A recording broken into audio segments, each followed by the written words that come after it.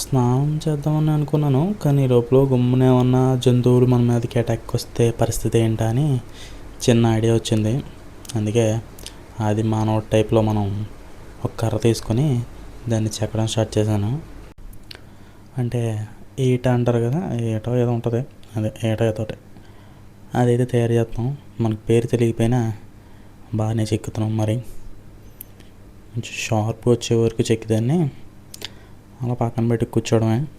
గమ్మున ఏదైనా వస్తే అంటే మ్యాక్సిమం బాగా పొడుగ్గా ఉన్న కర్ర అయితే ఆ జంతువు మన మీద కూర్చోడు, దానికి అటాక్ చేయడానికి బాగుంటుంది అన్నమాట. మనం దాన్ని మ్యాక్సిమం ఏం పనవు, కానీ పూర్వం నుంచి ఏ పని చేస్తున్నాయి.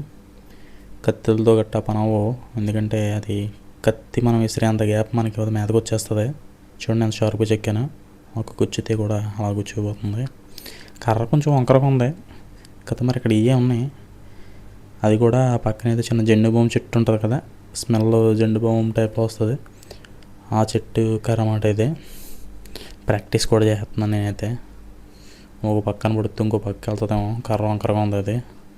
నేనేం పర్లేదు, ఏది లేకపోవడం కానీ ఏదో ఉంది కదా, అక్కడి నుంచి ఏదో చూస్తూనే ఉంటుంది కంపల్సరీ. మొన్న ఈ పులికి కానీ ఎట్లాగైనా సరే మనం ఎక్కడున్నా ఏం చేస్తున్నాం అన్నది వాటికి చాలా కిలోమీటర్ దూరం నుంచి అర్థమైపోతుంది. దానికి మనమే అనుకుంటాం ఇక్కడ ఏం లేవని, ఖచ్చితంగా ఏదో చూస్తూనే ఉంటాయి మనల్ని జంతువులు.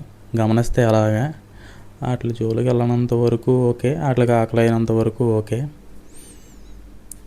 ఆకలి వేసినా వాటి జోలికి వెళ్ళినా అప్పుడు మన సంగతి చూస్తాయి అవి. ఓకే, ఈ కర్ర అయితే మనకి అయితే చేపలు పట్టుకోవడానికో లేకపోతే అటు నడ్డానికి ఏదో దానికి పనికి వస్తుంది, పనికి రాకుండా అయితే ఉండదు కంపల్సరీ. ఈ వాటర్ అయితే ఇందాకడ మీద అయితే ఇంకా ఫ్లోటింగ్ పెరిగింది. ఆ రాళ్ళు చూసారు కదా, అంటే ఇంకా ఎక్కడైనా వర్షం పడుతుందేమో, దానివల్ల ఇంకా వాటర్ ఎక్కువైతే వస్తున్నాయి. ఇంతకు మించి అయితే వాటర్ పెరగకుండా ఉంటే బెటర్, ఎందుకంటే రాళ్ళు కూడా మునిగిపోయినాయంటే మనం బొగ్గు అయిపోతాం. ఎందుకంటే ఈ పైన చూసారు కదా వాటర్ ఉంది, వస్తాయి మ్యాక్సిమం మునిగిపోతుంటే ఒకసారి అయితే ఇదంతా మునిగిపోద్ది. జాగ్రత్తగా ఉండాలి. ఇందాక నేను చెక్కిన కర్ర ఉంది కదా, అది ఈ చెట్టుదే. ఇదేంటంటే జెండు బామ్ చెట్టు అని చెప్పాను కదా ఇందాక, అది ఆకు స్మెల్ చూస్తే సేమ్ మన జెండు బామ్ ఎలా ఉంటుంది అలా ఉంటుంది అన్నమాట స్మెల్.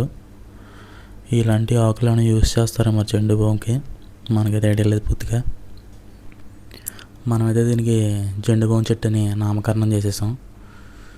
ఓకే, మనం అయితే ఇంకా